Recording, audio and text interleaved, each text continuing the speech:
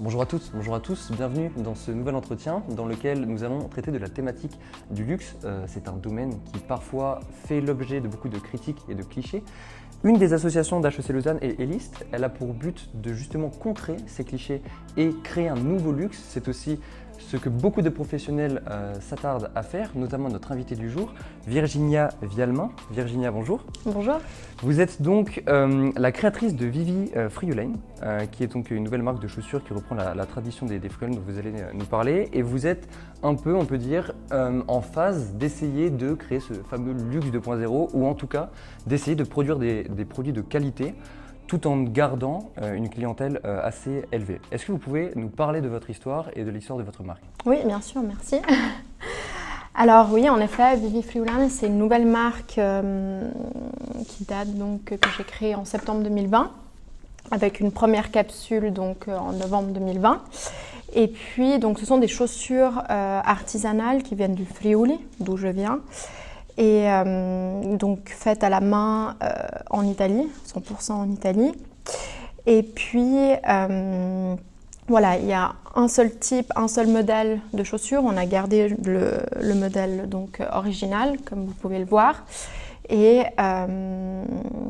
après, en fonction des saisons, on joue sur les couleurs, les tissus, les motifs en fonction de chaque saison.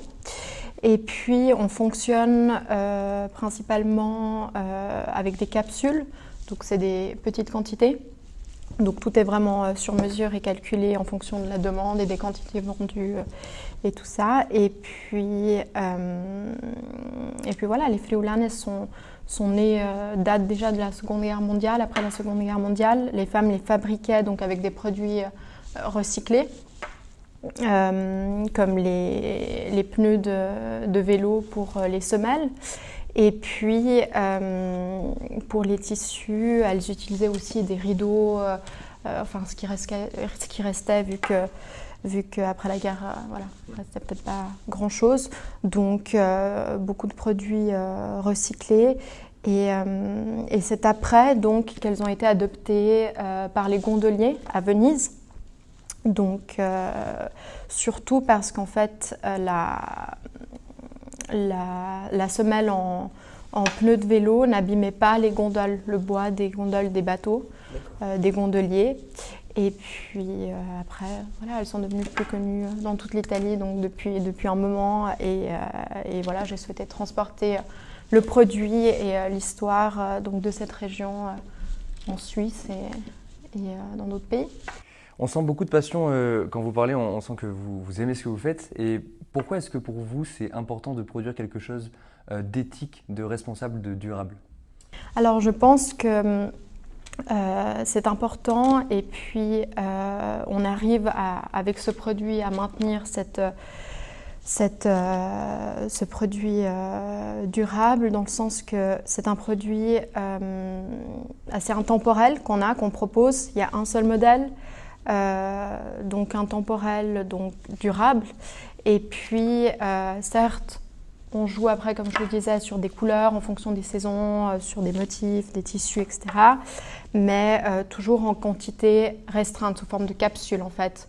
Donc c'est vraiment, il n'y a pas cette production de masse, de volume. C'est vraiment en fonction donc, des quantités qu'on a besoin, des quantités demandées, de ce qu'on a vendu, pas vendu, de ce qu'on a en stock, pas en stock. Et donc voilà, on privilégie les matières de qualité. Donc pour tout ce qui est velours, tissu, semelles, couture, vraiment tout. Et puis aussi les emballages, des emballages éco-responsables. On sent la qualité, cette qualité, on peut se demander si elle a un prix. Alors bien sûr, on n'est pas sur de l'extrême luxe non plus, mais il y a quand même une différence en termes de prix pour justifier justement cette qualité. Comment est-ce qu'on fait, quel argument on utilise quand on vend ce genre de produit? Alors c'est sûr que dans nos coûts de production, le fait de choisir des produits, donc des matières de qualité, des matériaux de qualité, ça a un coût. Ça a un coût. Ce coût se répercute donc sur le prix de vente final, bien évidemment. Et puis, dans notre produit domaine, c'est sûr que voilà, on a des prix qui restent quand même assez raisonnables. Donc on arrive à garder quelque chose d'abordable, mais c'est sûr que voilà, c'est fabriqué par des artisans, donc il y a une meilleure rémunération. La main-d'œuvre n'est pas la même que si on va dans d'autres parties du monde où ça coûte vraiment beaucoup moins cher. Donc tous ces petits facteurs, c'est sûr que ça a un coût et donc ça se répercute sur le prix final à la vente. On sent du coup ce besoin vraiment de mettre l'accent sur la qualité dans vos produits. On sait que ce n'est pas le cas de toutes les marques et de toutes les industries, notamment je fais référence à la fast fashion. Comment est-ce qu'on fait concurrence avec ce genre d'industrie de la fast fashion ? C'est sûr que la fast fashion, leur but c'est de renouveler vraiment en un temps record des collections pour suivre les tendances, pour suivre les modes et pour plaire tout le temps.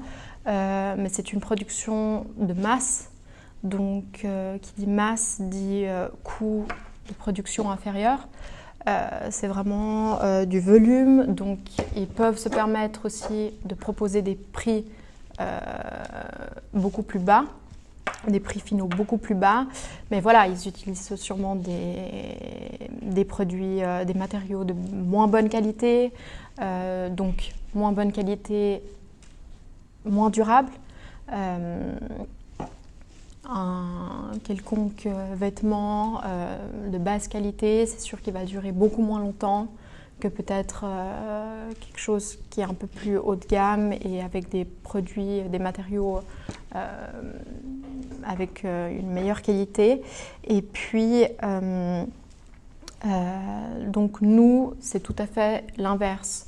On produit en moins grosse quantité et avec des matériaux qui sont faits pour durer dans le temps, pour moins produire en fait et diminuer cet engrenage de surconsommation avec tous ces produits. On voit que vous avez, si je puis dire, compris qu'il fallait du coup faire ce pas vers la transition écologique et du coup essayer d'être le plus durable. Quelle est votre position sur l'industrie du luxe? Est-ce qu'elle devrait être par définition plus durable? Est-ce qu'elle est déjà durable? La mode de demain doit-elle être durable? Je pense qu'il y a vraiment une prise de position par rapport qui apparaissent. Il y a vraiment des grosses maisons, des plus grandes marques importantes qui développent ce concept de matériaux recyclés, d'utiliser des matériaux recyclés. Il y a aussi des grosses marques qui s'engagent vraiment à réduire leur impact environnemental. Donc il y a vraiment des initiatives et des concepts qui naissent de plus en plus par rapport à cette prise de conscience. C'est sûr que produire de façon durable, c'est vraiment limiter aussi la consommation, donc produire moins. Et puis, comme on disait avant, par rapport au fast fashion, d'éviter ces productions vraiment de volume et de masse et de privilégier des meilleurs produits pour qu'ils puissent durer plus longtemps.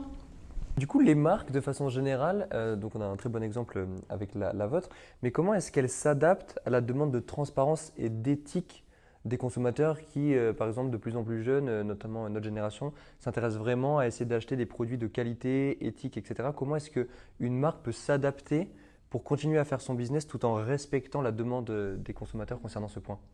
Oui, aujourd'hui, les consommateurs ont vraiment envie d'avoir une transparence totale. Ils veulent savoir où c'est fabriqué, comment, par qui. Et c'est vrai que grâce à ce système de transparence, ils peuvent s'identifier dans les marques, dans les différents concepts auxquels voilà, ils s'identifient. Et je pense que c'est un élément vraiment central de pouvoir aussi fidéliser le client, de pouvoir être transparent par rapport à ce qui est produit, comment c'est fait, avec quel type de matériaux les produits sont réalisés. Et Aujourd'hui, il y a vraiment ce besoin de la part du consommateur, donc de connaître et de savoir comment est né son produit. Et après, chacun s'identifie à la marque. Très bien, alors on arrive à la fin de cet entretien. Merci beaucoup. Merci à vous. Est-ce que vous auriez un conseil pour celles et ceux qui nous écoutent, si vous voulez leur adresser un message aux jeunes? Alors je pense que c'est très important de vraiment continuer sur cette idée, sur cette voie, de consommer toujours plutôt local, des produits réalisés par des artisans, avant de se rediriger vers vraiment la production de masse ou vers les grandes enseignes, toujours essayer de privilégier les produits de qualité, donc durables. Et puis aujourd'hui, on a aussi un autre système qui fonctionne bien, c'est celui de la seconde main. Donc pourquoi pas aussi se rediriger parfois quand on a besoin d'un article avant de aller tout de suite vers la grosse production, toujours s'orienter d'abord durable et responsable. Très bien. On va finir du coup sur ces paroles très justes. Merci encore de nous avoir écoutés. Quant à nous, on se retrouve assez vite, dans 2 semaines. D'ici là, prenez soin de vous.